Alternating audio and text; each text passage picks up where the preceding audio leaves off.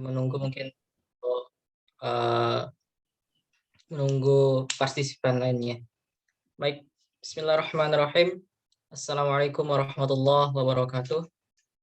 Waalaikumsalam warahmatullahi wabarakatuh. Innal hamdalillah nahmaduhu wa nasta'inuhu wa nastaghfiruh wa na'udzu billahi min syururi anfusina wa sayyiati a'malina. May yahdihillahu fala mudhillalah, may yudlil fala hadiyalah. Asyhadu an la ilaha illallah wa anna Muhammadan abduhu wa rasuluh. La nabiyya wa la rasula ba'da. Amma ba'd. Alhamdulillah, puji dan syukur senantiasa kita panjatkan kehadirat Allah Subhanahu wa taala atas segala limpahan rahmatnya, kasih sayangnya kepada kita semua, nikmat yang tentunya tidak akan pernah sanggup untuk kita menghitungnya, terutama adalah nikmat iman, nikmat Islam, dan nikmat sempat yang alhamdulillah pada kesempatan malam hari ini kita diberikan kesempatan, diberikan taufik oleh Allah untuk bisa berkumpul melalui media Zoom untuk melaksanakan kajian, untuk melaksanakan majelis ilmu insyaallah. Kemudian salawat beserta salam semoga senantiasa tercurahkan kepada baginda Rasulullah Muhammad SAW, kepada seluruh keluarga beliau, sahabat beliau tanpa terkecuali, kemudian kepada seluruh umat beliau sampai dengan yaumil akhir yang senantiasa teguh di atas sunnah Rasulullah SAW. Taib, selanjutnya insyaallah pada malam hari ini kita akan sama-sama belajar, sama-sama mendengar, menambah ilmu agama kita insyaallah. Pada malam hari ini kita sama-sama mengkaji ilmu syar'i. Insyaallah pada malam hari ini kita akan mendengarkan materi yang disampaikan oleh Al-Ustaz. Insyaallah akan disampaikan oleh Al-Ustaz Happy Andi Bastoni MA MPDI dengan judul Sekeluarga Masuk Surga insyaallah. Sebuah tema yang masya Allah luar biasa sekali, sangat menarik dan begitu indah ya ketika kita bisa melangkahkan bersama-sama menuju surganya Allah, bertemu dengan keluarga-keluarga kita, bertemu dengan orang tua kita, kerabat-kerabat kita ya, sehingga ini suatu hal yang begitu luar biasa ketika Allah mengumpulkan kita bersama orang-orang kita cintai di surganya. Itulah insya Allah yang akan disampaikan pada malam hari ini oleh Al-Ustaz terkait dengan tema tersebut. Mungkin tanpa memperpanjang pembukaan ini, langsung saja untuk penyampaian materinya kami persilahkan. Tafadhol Ustaz. Baik. Bismillahirrahmanirrahim. Assalamualaikum warahmatullahi taala wabarakatuh. Innal hamdalillah nahmaduhu ta'ala wa nasta'inu bihi wa nastaghfiruh. Asyhadu an la ilaha illallah, asyhadu anna Muhammadan 'abduhu wa rasuluh. Allahumma shalli ala hadzal nabiyil karim wa ala alihi wa sahbihi ajma'in. Rabbi shrah li sadri wa yassir li amri wahlul 'uqdatan min lisani yafqahu qawli. Qala ta'ala: Ya ayyuhalladzina amanu qu anfusakum wa ahlikum nara wa quduhan nas wal hijarah 'alaiha malaikatun ghiladun shidadun la ya'sunallaha ma amarahum wa yaf'aluna ma yu'marun. Faqala ta'ala aydan walladzina amanu wattaba'athum dzurriyyatuhum biimanin alhaqna bihim dzurriyyatahum wa ma alatnahum min 'amalihim min syai' kullu mri'im bima kasaba rahim. Sadaqallah. Para peserta kajian yang saya hormati, wabil khusus host kita hari ini Mas Hari Sagita Novendi. Demikian yang tertera di personal picture ya. Dan jamaah sekalian ya, dari BSMI dan keluarga dimanapun berada, kembali kita bersyukur kepada Allah Subhanahu Wa Taala pada malam hari ini kita kembali dipertemukan. Ya, saya sebut kembali dipertemukan ya, karena beberapa waktu lalu kita pernah bersua walaupun lewat online ya, beberapa waktu lalu. di akhir Agustus, akhir Oktober kalau tidak salah ya tanggal sekian 20 sekian Oktober kalau tidak salah ya. Dan di akhir November ini ya kita kembali dipertemukan oleh Allah lagi-lagi lewat online, dan saya suka sampaikan barangkali ini semacam keberkahan tersendiri bagi kita, di mana sebelumnya saya secara personal Mas Hari nggak kepikir ya sebelum pandemi ada kajian-kajian online sedahsyat ini ya.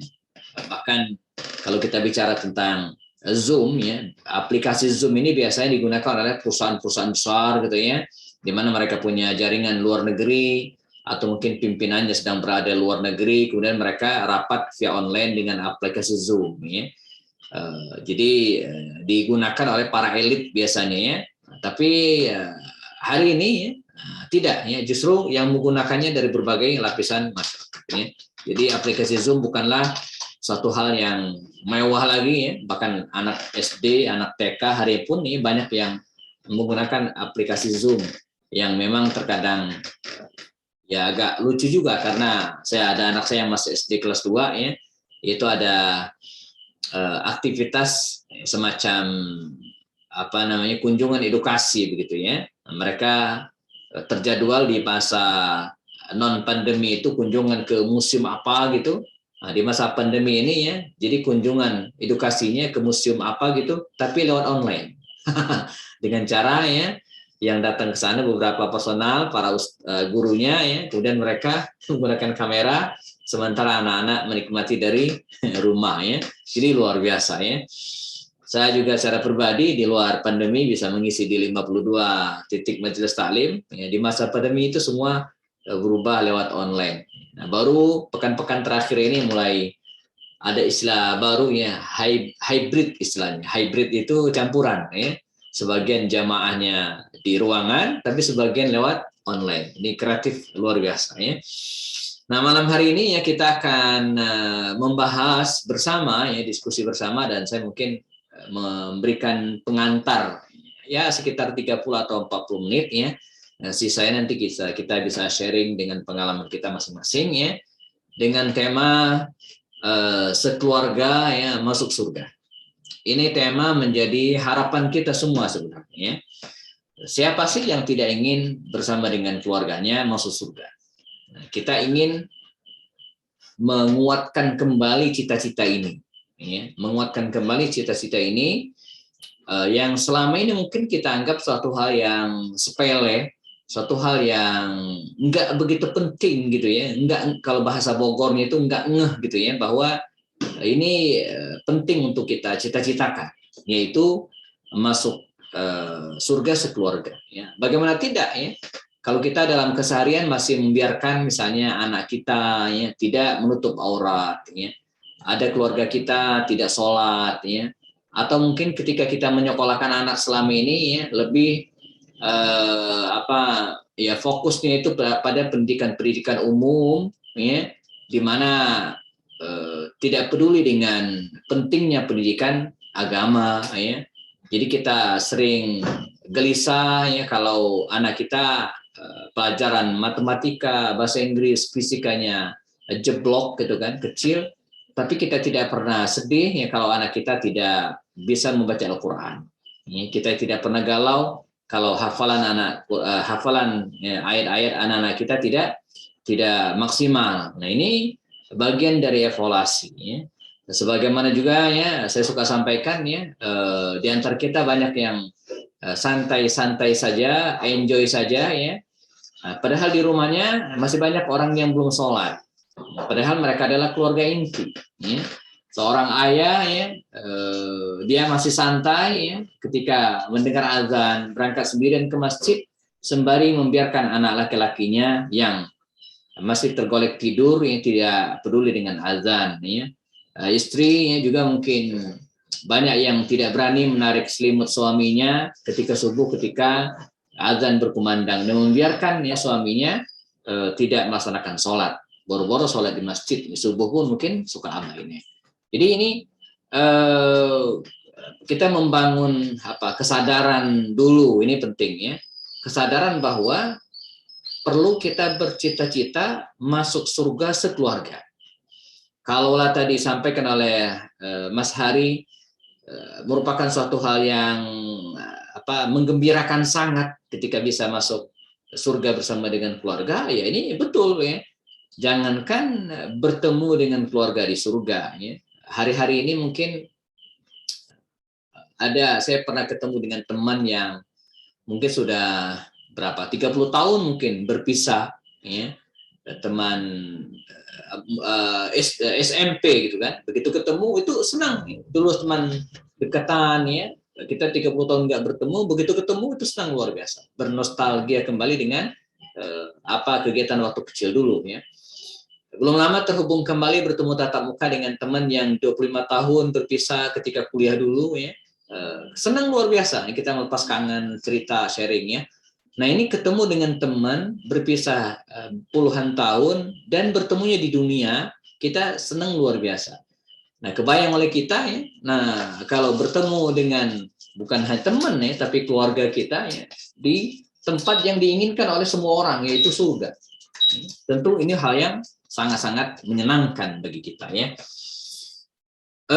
Kalau kita bicara tentang spirit sekeluarga masuk surga, paling tidak ada beberapa ayat yang mungkin bisa jadi inspirasi bagi kita ya. Di antaranya yang saya bacakan pada awal tadi yaitu surat At-Tur ya, ayat yang ke-21 ya.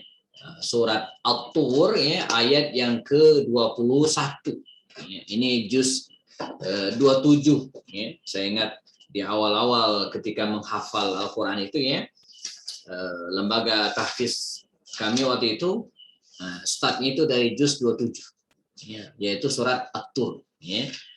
Nah pada ayat yang ke-21 Allah Subhanahu wa taala berfirman,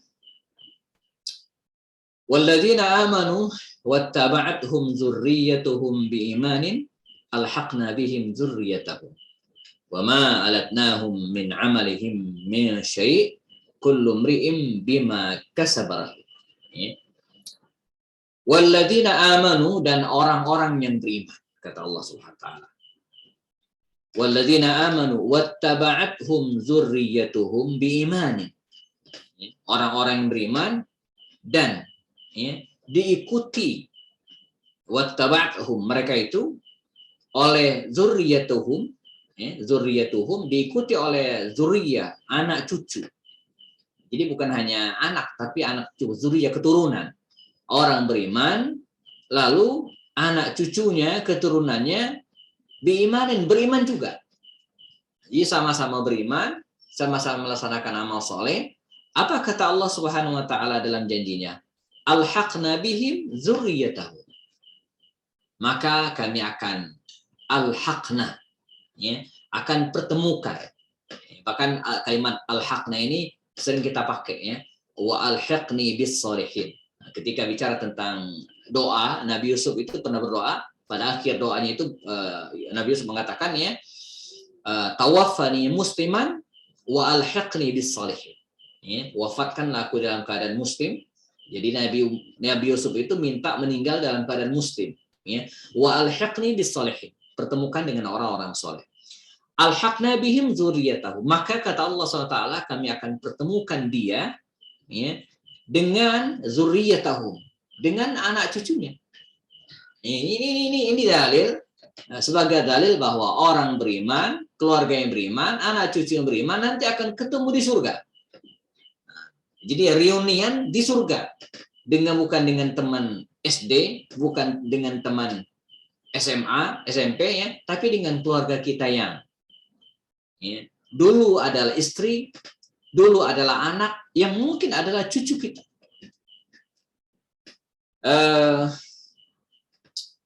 Saya beberapa waktu lalu sudah agak lama ya, sempat pulang kampung dan ketemu dengan om saya, paman saya. Dan sebagai informasi ya, waktu kecil saya hidup dididik oleh kakek saya almarhum ya. Saya bersyukur ya punya kakek yang ngerti dunia pendidikan, ngerti agama, sehingga saya dibesarkan oleh beliau. Nah, paman saya ini sempat matanya itu berbinar dan seperti orang menangis. Ya.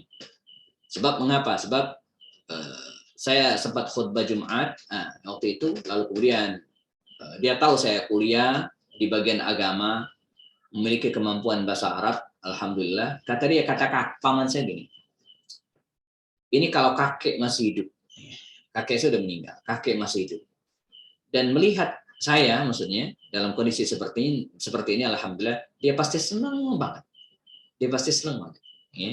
Karena cucunya yang dulu dia waktu kecil, saya waktu itu kelas 5 SD, beliau sudah meninggal dunia, ya, dia sudah wafat ketika saya kelas 5 SD. Ya, jadi cucunya yang dia dulu diharapkan ngerti agama, dan alhamdulillah, ya, sekarang karena memang kuliah di bidang agama, kata paman saya pasti senang banget kalau kakek masuk. Saya bilang ya, insya Allah kita akan dipertemukan oleh Allah Subhanahu Wa Taala nanti di surga. Ya. Nah, jadi Allah Subhanahu Wa Taala menjanjikan alhaqna bihim dzurriyyatahu. Jadi ini sebagai dalil jamaah, jangan ragu bahwa Allah menjamin manakala kita beriman, anak cucu kita beriman, melaksanakan amal soleh dan hal-hal yang bisa membuat kita masuk surga, insya Allah, maka nanti di akhirat kita akan mendapatkan surga bersama dengan keluarga yang kita cintai. Ya, nah ini ayat pertama, ya. Kemudian ayat yang kedua, jemaah, terdapat dalam surat At-Tahrim. Ini surat At-Tahrim ini ayat terkenal sekali, ya.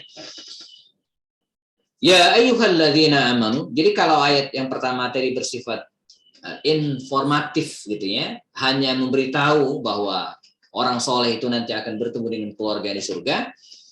Maka pada ayat berikut atau surat At-Tahrim ayat 6 ini perintah, ya. Ya ayyuhalladzina amanu, wahai orang-orang yang beriman, kata Allah SWT, qu anfusakum wa ahlikum nar. Nah, ini perintah.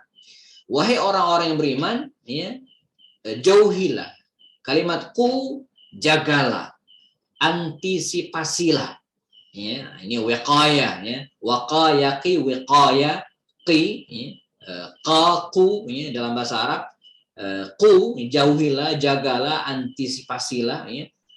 Anfusakum, diri kalian, wa ahlikum, dan keluarga kalian, ya, naro, dari api neraka.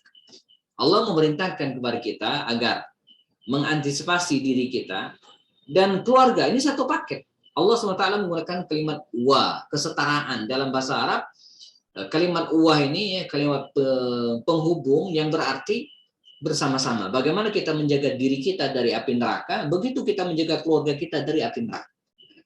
Wa anfusakum wa ahlikum nar. Ini perintah dari Allah kepada kita agar menjaga diri dan keluarga dari api neraka.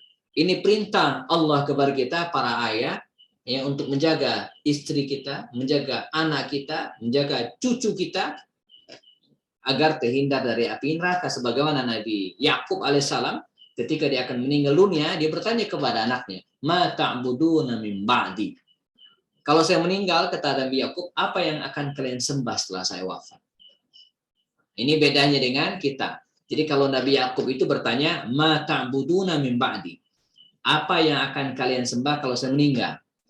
Kalau hari ini pertanyaan kita kepada anak-anak kita apa? Ma ta'kuluna min ba'di. Apa yang akan kalian makan kalau saya meninggal dunia?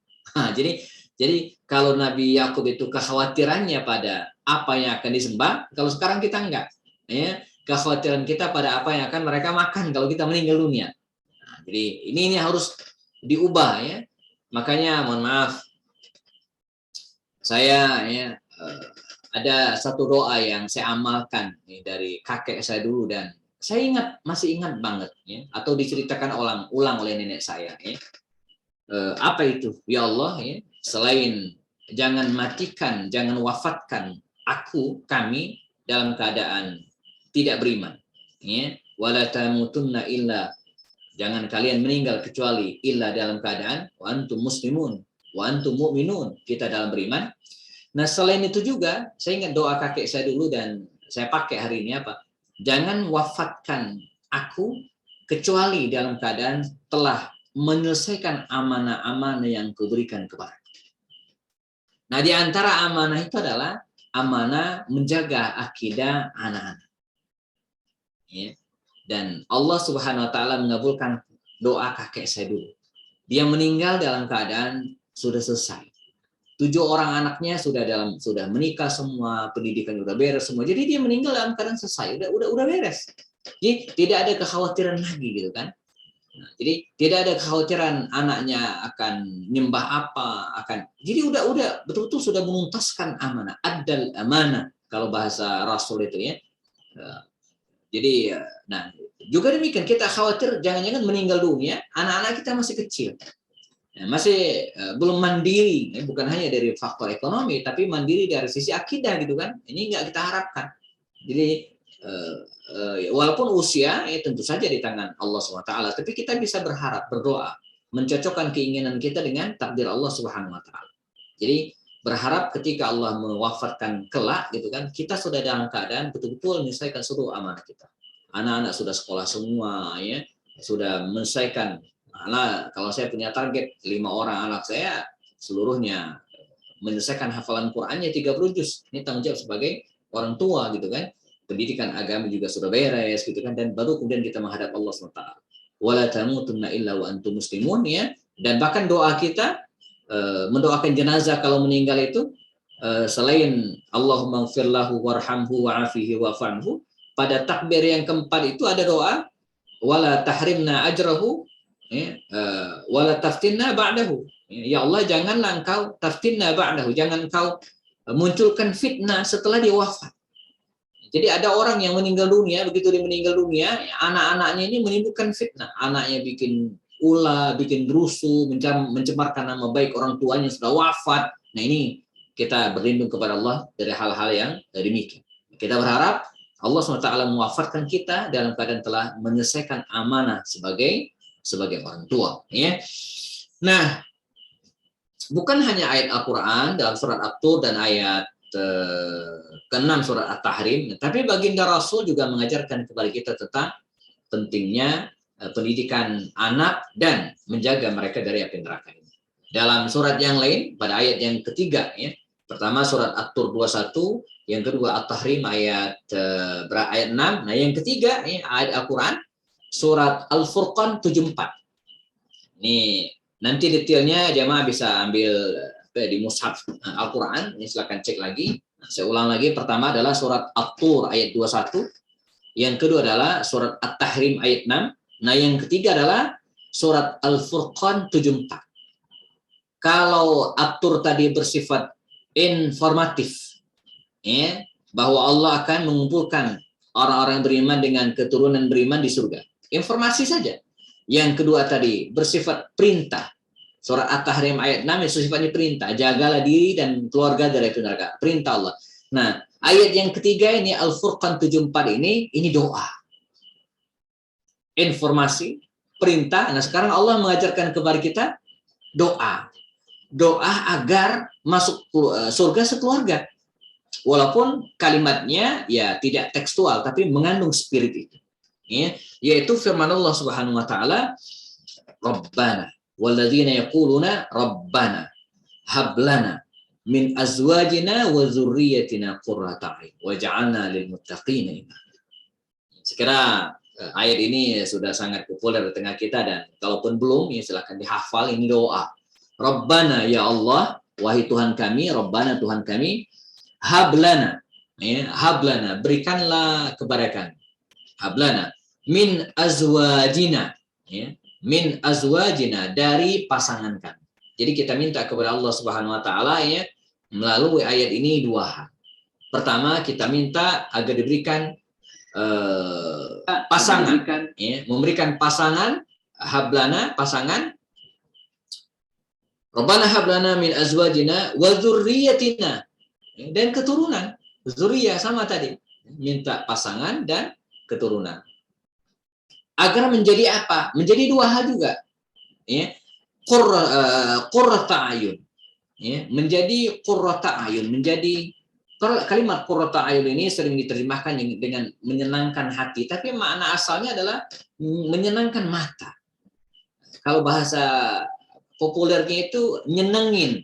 Jadi kita minta kepada Allah agar punya istri, punya anak yang nyenengin, menyenangkan kita. Dan apalagi yang apalagi yang bisa menyenangkan kecuali memiliki anak-anak yang soleh dan soleha, memiliki istri yang soleha. Tidak ada lagi yang lebih dari itu. Kalau kata orang Sunda itu ya, walaupun istrinya gelis, cantik gitu ya, tapi kalau perilakunya, akhlaknya, moralnya nggak benar, itu nggak nyenengin. Tetap aja nggak nyenengin.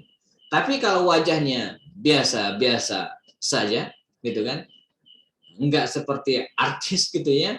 Tapi kalau wajahnya, perilakunya baik, akhlaknya mulia, itu nyenengin. Anak-anak juga demikian. Nah, jadi karena itu ketika bicara tentang pernikahan, baginda Rasul memberikan pilihan isyarat. Tunkahul mar'atu li arba', ya. Wanita itu umumnya dinikahi karena 4 hal. Ya. Pertama, li jamaliha, karena kecantikannya. Banyak orang menikahi perempuan karena kecantikannya, dan ini manusiawi. Siapa yang tidak ingin menikah dengan wanita yang cantik? Bahkan survei mengatakan ya, prioritas laki-laki itu kalau ada pilihan apakah menikah dengan wanita cantik atau wanita kaya, dia akan memilih wanita yang cantik. Tapi sebaliknya ya, perempuan, ya, wanita itu umumnya kalau di hadapannya dua pilihan, ya, pemuda ganteng tapi kere dengan pemuda yang tidak ganteng tapi kaya, itu milih yang kaya biasanya. Ya. Ini nggak tahu benar nggak Mas Hari ya. Jadi ada mengatakan kalau laki-laki nih di hadapannya ada dua hal nih ya, dua pilihan. Pertama, gadis cantik tapi miskin, cantik miskin. Yang kedua, jelek tapi kaya. Itu biasanya milih yang cantik tapi miskin. Biasanya gitu kan. Kecuali yang materai kalau ya. Tapi kalau yang perempuan di depannya ada dua pilihan gitu kan. Mohon maaf ibu-ibu ya. Yang di depannya ada pemuda ganteng tapi miskin. Ganteng tapi miskin. Ya, penghasilan nggak jelas. Wow, ya, tapi ganteng kayak artis atau apa. Nah, di satu sisi ada pemuda yang nggak ganteng. Mungkin bisa dibilang jelek lah standar umumnya gitu kan. Tapi kaya. Maka dia milih yang pemuda yang kaya nih biasanya. Mereka punya kaidah, Ustaz, biasanya pemuda yang kaya itu kelihatan ganteng katanya.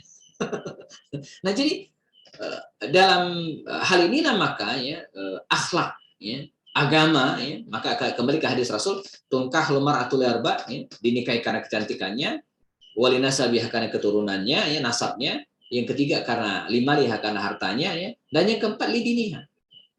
Jadi ini 4 biasanya ya, karena kecantikan, karena nasabnya, ya orang baik-baik, keturunan dari orang baik-baik, dan yang ketiga karena hartanya, tapi yang keempat karena agamanya. Ya. Rasulullah sengaja memasukkan ya, poin agama ini di terakhir, tapi itu menjadi pengunci, dikunci oleh Allah, oleh Rasul. Ya. Kalian boleh menikah dengan wanita cantik, wanita yang kaya, wanita yang baik keturunannya, tapi dengan syarat. Ya, agamanya bagus. Maka kata Rasul, "Fawfar bizatiddin taribat jadak."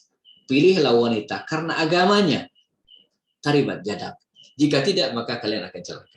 Nah, qurrata a'yun, nyenengin. Bagaimana agar punya keluarga yang nyenengin? Ya agamanya bagus. Insya Allah. Nyenengin di dunia, nyenengin di akhirat.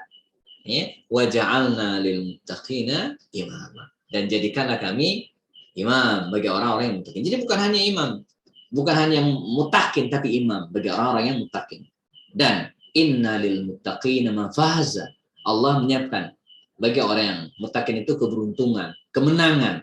Ya, hadaiqa wa anaba wa kawa'iba atraba wa ka'san dihaqa. Ini kenikmatan surga yang dijanjikan kepada orang-orang yang mutakin, orang-orang yang bertakwa. Jadi dimulai dari ya, bagaimana konsep masuk keluarga itu dimulai dari pasangan, min azwaj, mulai dari pasangan. Adalah kita jamaah mengkondisikan pasangan kita hari. Pastikan pasangan kita ya memiliki syakhsiat, memiliki muwassafat, memiliki karakter ahlu al-jannah, penghuni surga. Jadi kita kondisikan pasangan para ibu sekalian hari ini, pastikan pasangannya memiliki karakter-karakter penghuni surga. Para ayah hari ini pastikan pasangan kita, istri kita ya memiliki karakter ahli surga. Dan karakter ahli surga ini ya sudah kita lihat gitu kan, sudah kita pahami gitu ya, menjalankan perintah Allah ya, menjauhi larangannya ya, memiliki akhlak yang baik, dan ini bisa kita wujudkan secara bersama insyaallah. Ya, jadi mulai dari pasangan. Ya, bagi kita para suami mulai dari istri. Karena dalam surat Al-A'raf ayat 58, ya, Al-A'raf 58, Allah SWT memberikan perumpamaan.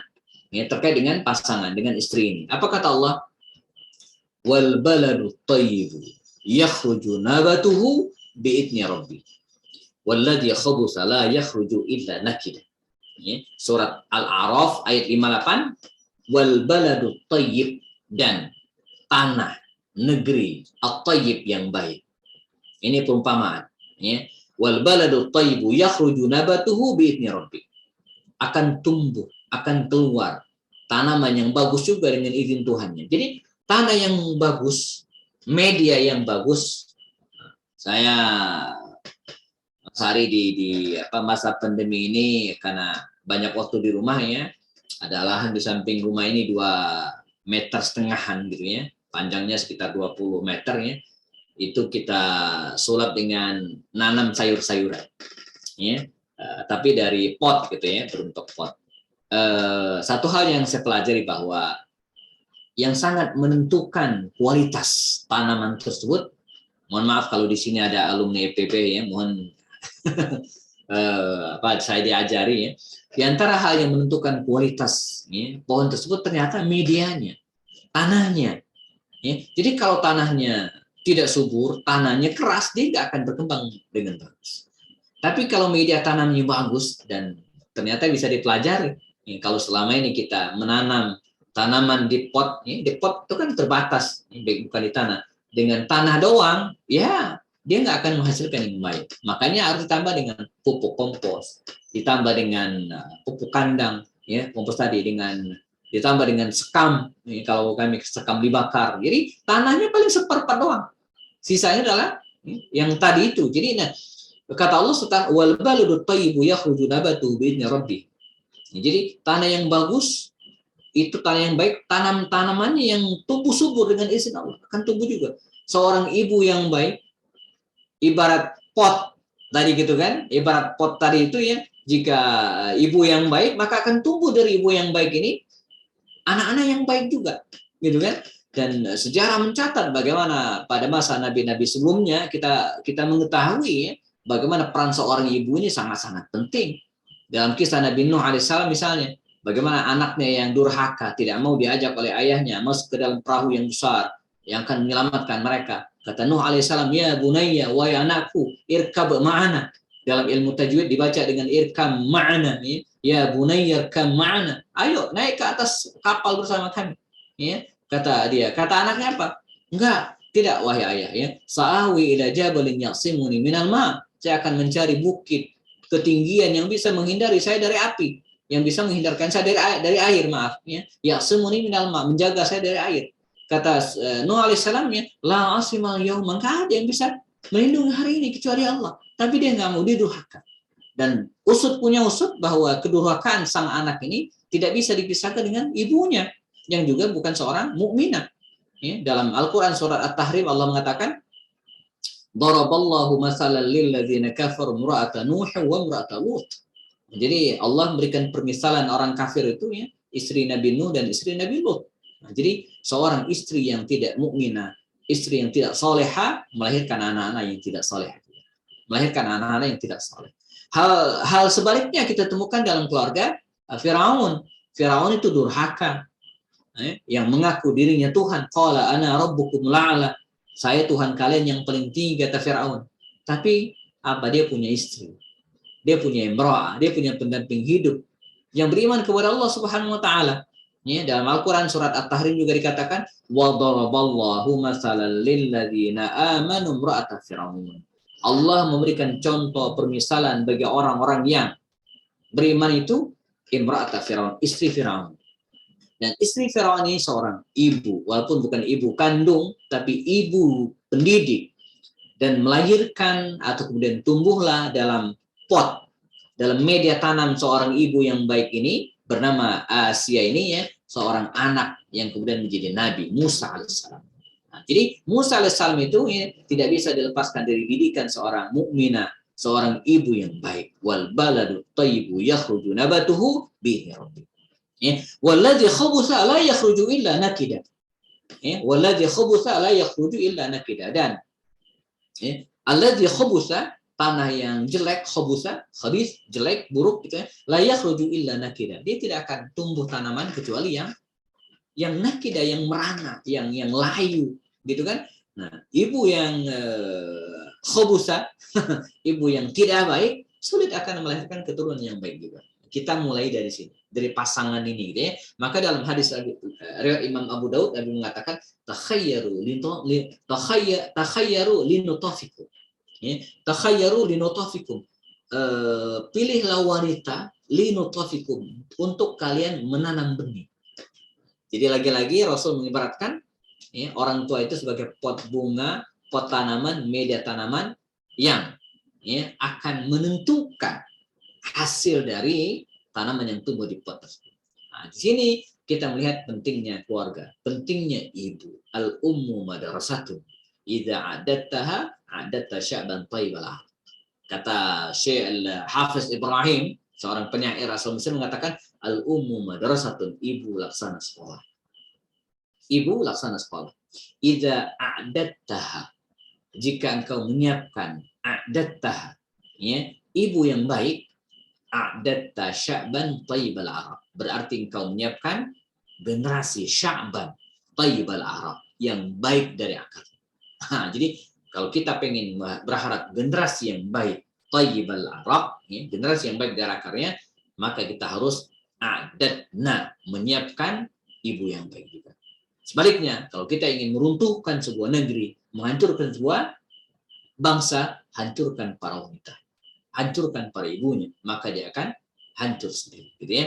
Dan tentu saja yang dimaksud di sini yang bertanggung jawab terhadap bagus dan tidaknya sebuah peradaban, ya bukan hanya ibu, ya. Ayah juga penting, karena kullukum ra'in wa kullukum mas'ulun ra'iyatihi, kata Rasul dalam riwayat Imam Bukhari dan Muslim, ya, kullukum ra'in, setiap kalian bertanggung jawab, ra'in pemimpin, ya, wa kullukum mas'ulun, dan kita para ayah ini mas'ulun, bertanggung jawab an ra'iyatihi, terhadap apa yang kita pimpin. Ini hadis general banget gitu ya. Nah, setiap kalian pemimpin, dan betul kita adalah pemimpin. Ya, bukan hanya presiden yang pemimpin, bukan hanya wali kota yang bertanggung jawab terhadap kotanya, tapi juga kita sebagai ayah juga adalah ra'i. Wa kullukum mas'ulun min ra'iyati, dan kita bertanggung jawab. Nanti kita akan dimintai pertanggungjawaban oleh Allah SWT. Kenapa anak tidak sholat? Kita akan diminta pertanggungjawab oleh Allah SWT. Kenapa anak tidak bisa baca Quran? Nanti di akhirat kita akan diminta oleh Allah SWT. Kenapa anaknya memiliki akhlak yang buruk, tercela? Kita bertanggung jawab. Mas'ulun an ra'iyati. Ya, wal imamu mas'ulun an ra'iyati. Dan kita sebagai imam bertanggung jawab terhadap ya, apa yang kita pimpin, anak-anak dan istri kita. Jadi dari sini maka pentingnya dimulai dari mengkondisikan pasangan agar kita masuk surga sekeluarga, dimulai dari mengkondisikan pasangan dengan cara saling mengingatkan, ya, saling mengingatkan dengan cara saling memberikan contoh. Dalam dunia pendidikan, dalam bukunya rak sebelah ya, Nasir Ulwan ya, dalam bukunya Tarbiyatul Aulad fil Islam, ya, dia mengatakan ketika bicara tentang metode-metode pendidikan pada anak itu, beliau mengatakan yang paling efektif itu adalah metode kedua, ngasih contoh. Ya. Seorang anak itu mungkin gagal mendengar, tapi dia tidak akan pernah gagal melihat. Kita tak perlu teriak ngajak anak kita baca Quran, kita cukup ambil Quran, baca Quran di hadapannya, insya Allah dia akan ikut. Tapi sebaliknya, manakala seorang ibu pengen anaknya baca Quran, ya, tapi pada saat yang sama dia megang handphone, chattingan gitu kan, ini nggak bisa. Ya. Start ibda binafsik, mulai dari diri kita sendiri. Seorang ayah yang pengen anaknya berjamaah di masjid, sholat di masjid, tapi dia sholat di rumah, ya nggak bisa. Dia akan melihat ayahnya, ya. Seorang ayah yang melarang anaknya merokok, tapi dia sendiri merokok, itu susah. Anaknya melihat gitu ya. Maka kaidahnya tadi itu mungkin anak gagal mendengar, tapi dia pasti akan bisa melihat. Dia akan mencontoh apa yang dilakukan oleh ayahnya gitu kan. Nah, ini pentingnya kita memberikan keteladanan ya. Jadi keteladanan itu disebut dengan dakwah bil hal ya. Jadi itu lebih efektif daripada dakwah bil qaul ya, dengan kalimat, dengan ungkapan harus berulang-ulang. Tapi ketika kita dengan praktek itu akan lebih mudah. Saya ingat di lembaga tahfiz kami Az-Zumar ya, ketika ada pelajaran fikih tahara bagaimana bersuci gitu kan. Nah, itu kita minta anak-anak menghafal rukun-rukun wudhu. Wah, 2-3 kali diulang itu nggak mungkin atau belum tentu bisa hafal. 1 niat, 2 membasuh muka, 3 membasuh tangan sampai ke siku. Siku mana Pak? Wah, udah repot tuh. Tapi sebaliknya kita nggak perlu ngajarin mereka teori menghafalnya seperti enggak. Kita ajak mereka ke keran dan kita praktekkan berwudu yang benar dengan cara yang sempurna, maka nggak perlu berulang. Sekali contohkan langsung paham, langsung ngerti. Nah, ini pentingnya kita menjadi teladan. Karena itu dalam dunia pendidikan anak itu ya ada disebut dengan siklus tarbiyah. Nah, siklus tarbiyah. Apa itu? Pertama, membiasakan. Jadi kita harus membiasakan keluarga kita, anak-anak kita untuk melakukan kebaikan. Biasain aja. Ya. Jadi awalnya mungkin terpaksa. Jadi dipaksa, terpaksa, biasa, lama-kelamaan jadi luar biasa. Jadi awalnya dengan dipaksa. Anak ya, harus sholat subuh berjamaah di masjid, dipaksa. Bila perlu gendong. Saya sampai hari ini masih menggendong anak saya yang kelas 2 SD itu ya. Kalau siap subuh digendong, taruh kamar mandi, cuci muka, segar baru ke masjid. Dipaksa, betul-betul dipaksa. Dipaksa bukan dengan gebukin enggak, tapi dengan cara yang bijak. Ya. Nah, karena dipaksa lama-kelamaan terpaksa. Kalau sudah terpaksa lama-kelamaan jadi biasa. Menjadi biasa. Ya, ketika mereka sudah kelas 5 atau 6 SD, ya nggak perlu digendong lagi, cukup bangun, bangun subuh-subuh. Udah bangun nih, karena udah terbiasa waktu kecil. Sudah dibiasakan. Dan itu akan membuat dia menjadi anak-anak yang luar biasa.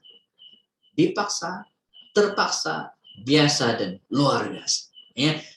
Setelah itu baru kemudian kita kasih teladan dan kasih pengertian. Ini seperti dengan 3 siklus tarbiyah. Dibiasakan, dikasih contoh, dan diberikan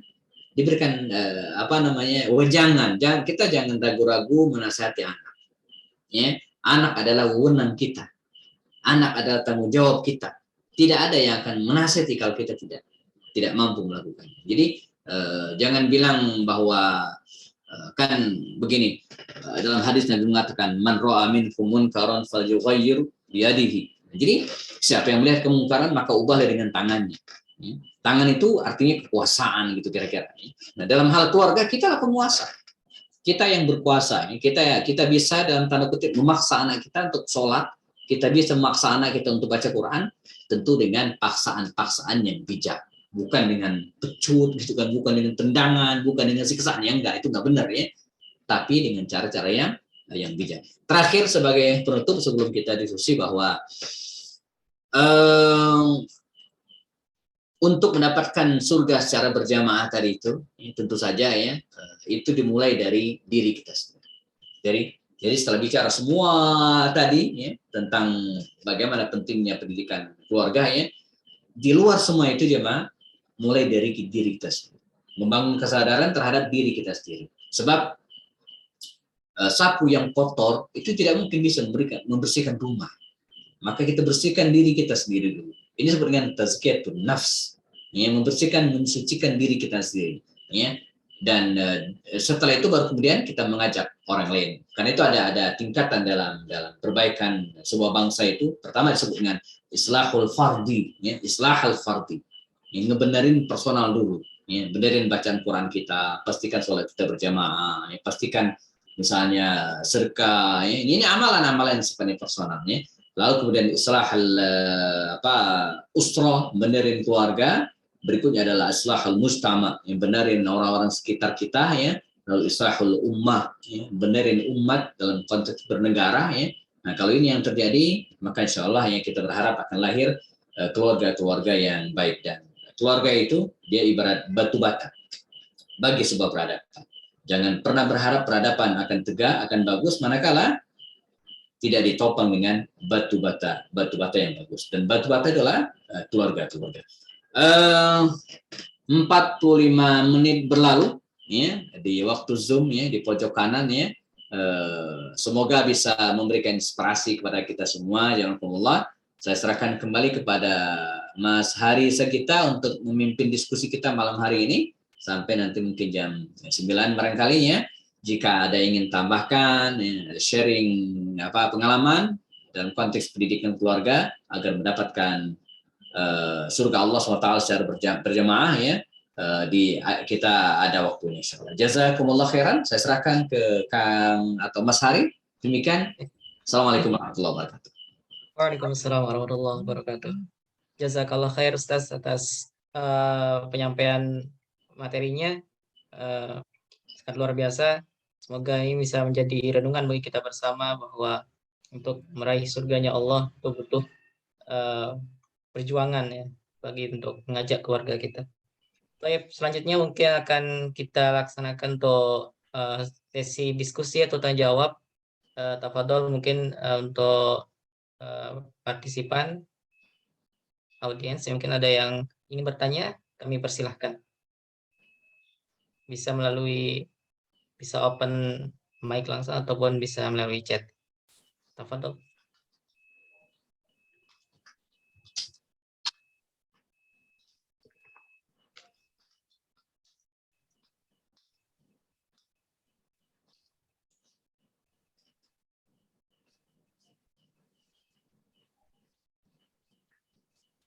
Mangga jika ada. Ini jamaah kita dari berbagai ini, ada yang dari Jawa Timur ya, Dr. Prita, kemudian yang lainnya. Kalau Mas Hari dari di mana ini posisi? Ana dari Lombok, Ustaz. Mataram. Lombok. Negeri yang indah ya. Lagi naik daun nih Lombok ya. Oke, Ustaz. Mangga. Izin ini membacakan satu pertanyaan Ustaz dari kolom chat. Nah, ya. Dari Nia RSU Al-Fauzan. Ustaz izin bertanya, apakah menyerahkan anak ke pendidikan di pondok itu apakah berdosa Ustaz sebagai orang tua yang merasa kurang mampu mendidik? Itu Ustaz. Ya. Bismillah. Iya, ini pertanyaan yang paling sering. Tapi sebagai informasi bahwa tadi yang bertanya siapa? Ibu Nia ya, di Rumah Sakit Umum Al-Fauzan. Ini Al-Fauzan di mana ini? Di Jawa Timur, Jawa Tengah? Jakarta Timur, Ustaz. Jakarta Timur. Jakarta Timur sebentar. Yang di daerah Pasar Rebo. Saya ya kayaknya pernah lewat. Ya, jadi anak saya 5 Bu Nia ya.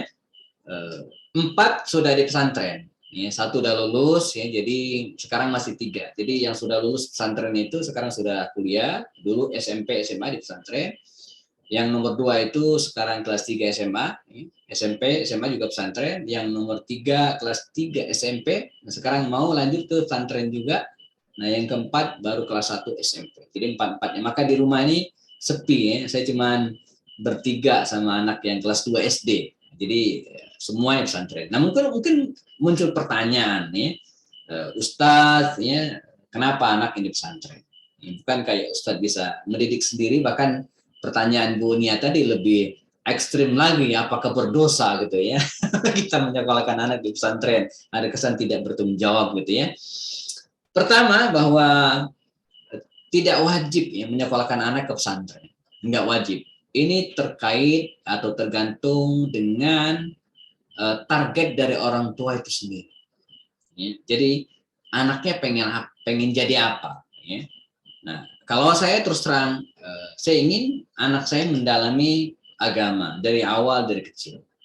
Target adalah menghafal Al-Quran 30 juz. Ini target. Ya, semuanya, kelima-limanya. Ya. Dan Alhamdulillah, yang 1 sudah selesai 30, yang nomor 2 juga sudah beres 30 juz. Yang nomor 3 baru masuk juz 16, yang nomor 4 baru 4 juznya. Dan semoga tidak ada halangan. Nah, jadi ini target. Nah, ketika kita bicara target, sekarang kita bicara realisasinya. Apakah mungkin mewujudkan target itu di rumah? Ya, di rumah tidak, atau paling tidak sulit bagi saya. Sulit, ya banget gitu ya. Sebab tantangannya di rumah bukan hanya pergaulan dalam dunia nyata. Pergaulan dalam dunia nyata, bukan hanya itu. Bisa kita kontrol. Yang sulit adalah pergaulan dalam dunia maya. Ya. Yang namanya handphone, ya, yang namanya gadget itu sangat sulit kita hindari, apalagi di masa pandemi seperti sekarang. Dan saya bersyukur di masa pandemi, di mana kita di lockdown, di mana anak belajar dari rumah, di mana dunia pendidikan kita dibolak-balik sedemikian rupa. Dulu kita mengajarkan kepada anak boleh sekolah, tidak boleh bawa handphone. Sekarang sebaliknya, nggak boleh sekolah tapi harus pakai handphone.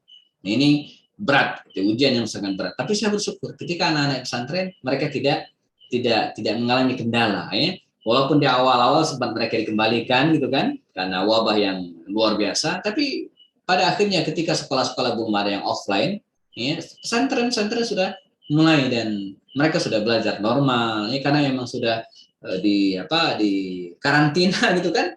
Bahkan kami sebagai orang tua juga selama pandemi ini ya nyaris sulit bertemu mereka di pesantren karena emang agak ketat. Bahkan tadi istri saya WA ke pesantren, kami ada rencana ke Kuningan, ya, pengen mampir ya, ketemu anak di pesantren, boleh tidak? Kata ustadznya tidak boleh. Kami ingin mengantarkan makanan untuk dia, makanan kesukaannya, kata gurunya boleh antarkan saja di pos satpam, nanti kami ambilkan. Jadi nggak bisa ketemu juga akhirnya. Jadi ketat luar biasa. Nah, jadi kembali jawabannya Pak, tergantung target. Jadi kami mentargetkan. Dan kita bersyukur hari ini para ibu dan ayah sekalian bahwa pesantren hari ini beda dengan pesantren yang dulu. Ya. Di mana dulu ada anggapan pesantren itu kumuh, pesantren itu ya tidak semua memang ya. Bahkan ada yang mengatakan anak yang masukkan pesantren kena bandel. Jadi tempat pembuangan anak gitu ya. Nah, jadi ada ancaman kalau bandel ntar masukkan pesantren loh gitu kan. Tapi sekarang tidak, udah berubah ya. Hari ini ya, kalau dulu kita malu-malu memasukkan anak ke pesantren itu ya, menganggap ya, di mana sekolah anaknya? Ada deh. Jadi kita nggak mengaku, tapi hari ini luar biasa pesantren itu jadi favorit dengan segala fasilitasnya, dengan kualitas pendidikannya.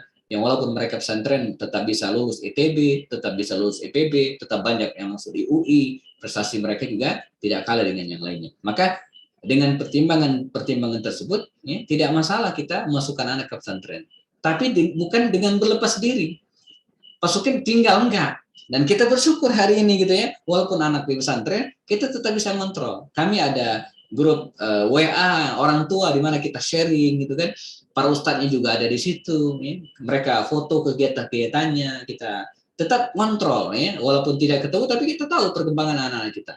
Ya, karena pada setiap Sabtu Ahad gantian mereka nelfon. Di situ kita tanya gimana kesehatannya, hafalan Quran sampai mana. Jadi enggak dilepas hilang seperti orang yang membuang anak tidak bertanggung jawab, yang enggak. Ya, karena ini bagian dari metode pendidikan. Bahkan kalau kita belajar lebih detail lagi gitu ya, ada di Bogor ini ada Ustadz Kaliman ya, dia punya ya inilah paradigma agak keras menurut saya ya, walaupun maknanya mungkin positif ya. Jadi kalau pengen anak itu mandiri sejak kecil katanya, jadikan dia anak yang yatim. Yatim kan anak. Yatim kan maksudnya ya pesantren kan, karena di pesantren kan mereka semua dengan anak yatim akan lebih kuat, akan mandiri. Dan kalau kita belajar kepada pendidikan anak kepada pendahulu kita, bahkan Sultan Muhammad Al-Fatih itu kan bukan diasingkan, diisolasi dari kemewahan istana, diberikan kepada dua gurunya. Nah, kalau sekarang mungkin di pesantren kan spesial gitu kan, dan akhirnya jadilah anak ini menjadi anak yang berdiri. Pada usia 22 tahun sudah menjadi panglima perang dan kemudian menaklukkan Konstantinopel yang terkenal itu gitu ya. Jadi dari kecil, ya, sebab ketika dia berada di istana bersama dengan ayahnya, dia akan menjadi anak yang manja. Ya, karena semua serba berkecukupan dan apapun yang diinginkan ada. Tapi ketika dia disantrenkan gitu kan, di situ dia belajar menjadi anak yang mandiri. Tentu saja ya, kita sebagai orang tua ya tidak berlepas tangan begitu saja, tetap ada kontrol dan memilihkan pesantren yang berkualitas. Begitu Ibu Nia, wallahu alam. Ya, terima kasih. Sama-sama Ibu. Monggo masih ada yang lain sebelum kita cukupkan? Jazakallah khair atas jawabannya. Baik, sama-sama. Mungkin satu lagi pertanyaan, Ustaz. Ingat waktu, mungkin ada yang ingin bertanya. Satu dua pertanyaan mungkin sebelum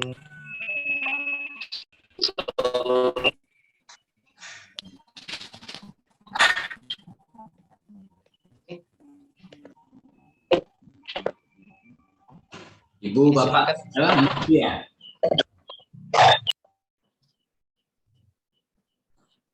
Sinyal kurang bagus mungkin. Artinya Ustaz. Ya. Ya, sekali lagi kami ingatkan mungkin bagi jamaah yang ingin bertanya bisa langsung open mic ataupun bisa menuliskan pertanyaannya melalui kolom chat.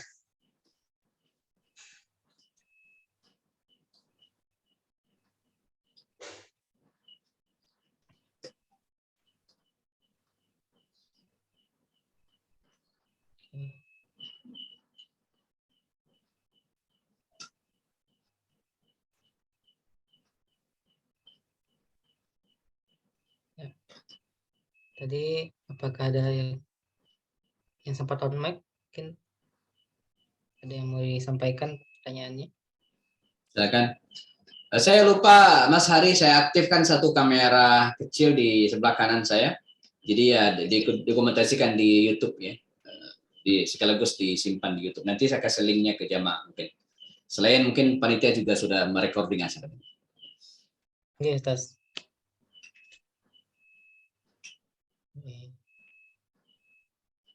Mungkin Ana izin bertanya Ustaz, satu pertanyaan. Mangga, silakan. Monggo.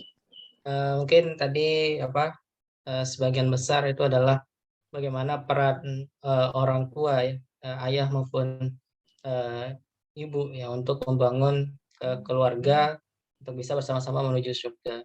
Kemudian saya ingin tanyakan mungkin sebagai peran seorang anak ya dalam keluarga itu untuk bagaimana ya untuk sama-sama kita itu juga ikut bisa untuk mengajak keluarga kita ya untuk sama-sama menuju dengan tujuan yang mulia tadi menuju surga ya Allah. Seperti itu Ustaz. Ya, menarik. Jadi betul bagi seorang anak ya yang tadi sampaikan juga demikian ya, tetap berharap masuk surga sekeluarga ya, termasuk ayahnya. Nah, ada satu inspirasi yang luar biasa dari Sayyidina Abu Bakar Siddiq radhiyallahu anhu. Jadi Abu Bakar Siddiq ini kalau kita lihat sejarah hidupnya, beliau bukan hanya orang yang afdhalus sahabat ya ba'da Rasul ya. Jadi sahabat Nabi yang paling afdal setelah Rasulullah. Tapi selain itu beliau berhasil gitu kan, sepanjang bacaan saya mengajak seluruh keluarganya itu dalam gerbang hidayah ini gitu ya, dalam satu gerbong hidayah gitu ya. Dimulai dari anak-anaknya ya, mulai dari anak-anaknya ada Asma, ada Abdullah, ada Aisyah, ada Ummu Kulsum dan seterusnya. Termasuk juga Abdurrahman bin Abu Bakar yang walaupun telat tapi tetap masuk Islam. Jadi seluruh anak Abu Bakar Siddiq itu mendapatkan hidayah ya.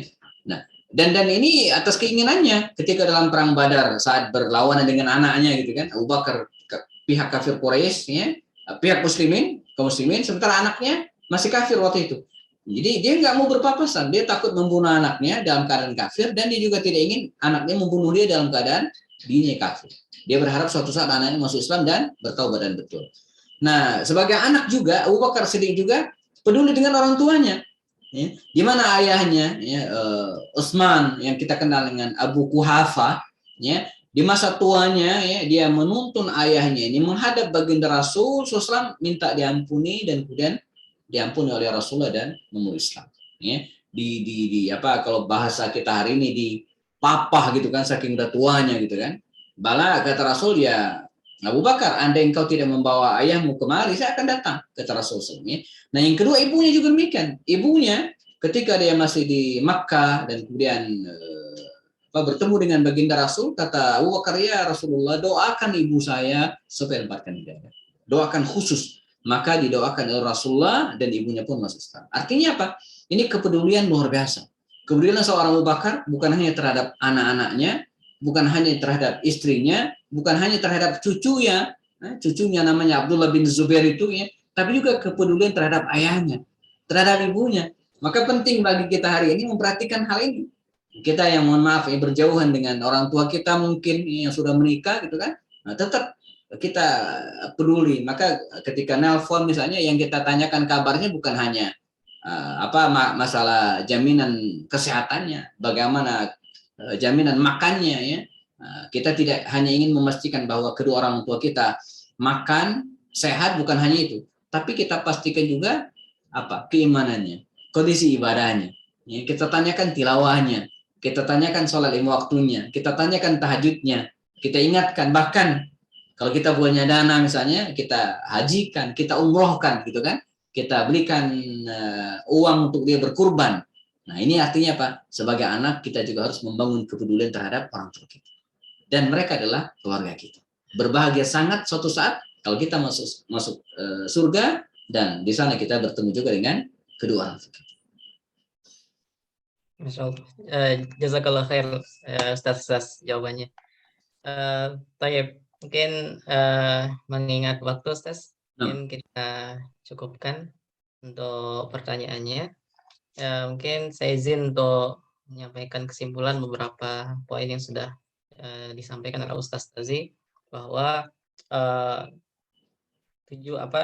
cita-cita masuk surga sekeluarga lah cita-cita yang sangat mulia, yang dimana untuk mencapai cita-cita tersebut kita butuh untuk berjuang bersama-sama, berjuang bersama semua keluarga kita untuk mencapai target surga. Dan kemudian ada beberapa dalil tadi disampaikan oleh Ustaz, ada surah At-Tur ayat 21, dan surah At-Tahrim ayat 6, dan surah Al-Furqan ayat 74, dan juga beberapa tips yang disampaikan bahwa kita butuh lingkungan sekitar kita, mulai kondisikan pasangan untuk membangun karakter-karakter dalam keluarga, karakter-karakter ahli surga. Kemudian mulailah dari diri kita sendiri, berikan contoh yang terbaik untuk keluarga kita, dan berikan nasihat untuk diri kita dan juga untuk orang lain, terutama di keluarga kita. Mungkin itu dari saya Ustaz untuk beberapa kesimpulan. Selanjutnya kita akan ke sesi untuk berdoa Ustaz. Mungkin kami mohon untuk kesediaan Ustaz untuk memimpin doa pada kesempatan kali ini. Silakan Ustaz. Baik, jamaah sekalian alhamdulillah kita sempurnakan kajian online pada malam hari ini dengan baca doa, yang lain mengaminkan, dan semoga Allah SWT mengijabah doa kita. A'udzubillahi minasyaitonirrajim. Bismillahirrahmanirrahim. Wassallam radhiyallahu ta'ala an sadatina wa sabi rasulillahi ajmain walhamdulillahi rabbil alamin. Hamdan syakirin, hamdan na'amin, hamdan yuwafi ni'amahu yukafi mazidah. Allahumma rabbana lakal hamdu kama yanbaghi li jalali wajhikal karim azim sultanik. Allahumma rabbana zalamna anfusana wa in lam taghfir lana wa tarhamna lanakunanna minal khasirin. Allahumma rabbana hab lana min azwajina wa dhurriyyatina qurrata a'yun waj'alna lil muttaqina imama. Allahumma rabbana ja'alna muqimis salah wa min dhurriyyatina rabbana taqabbal du'a. Allahumma rabbana hab lana minas salihin. Allahumma rabbana hab lana minas salihin. Allahumma rabbana hab lana minas salihin. Allahumma rzuqna ilman nafi'an wa 'amalan mutaqabbalan wa rizqan halalan tayyiban barakan ya rabbal alamin. Rabbana atina fid dunya hasanah wa fil akhirati hasanah wa qina adzabannar walhamdulillahi rabbil alamin. Amin. Jazakumullah khairan. Baik, sama-sama Pak Dr. Wasuki. Sehat Ustaz ya? Alhamdulillah Pak Dokter, makasih banyak. Ya, alhamdulillah. Di mana Basuki, di mana? Lagi di Surabaya Ustaz. Masya Allah, Surabaya. Jadi Kang Mas Hari di Lombok, Surabaya, ada Dr. Nia tadi dari Jakarta ya, dari mana? Kita terhubung lewat Zoom, alhamdulillah. Saya pamit Kang Mas Hari, selesai acara kita. Jazakumullah khairan. Ketemu lagi insyaallah ya. Subhanallah.